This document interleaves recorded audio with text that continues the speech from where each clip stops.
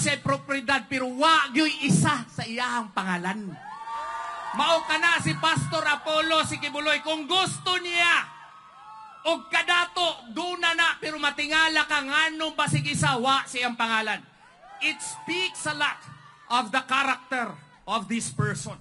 Mao gani he wants to be the main warrior against corruption. Tungod kay ngano mga kaigsunan, ang korupsyon sa atong nasod kanser na.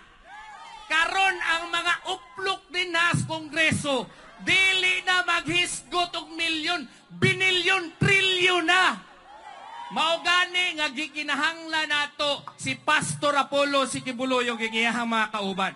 What will he do? He will amend the Ombudsman Act, mag-create siya og balaod nga dunay Truth Commission.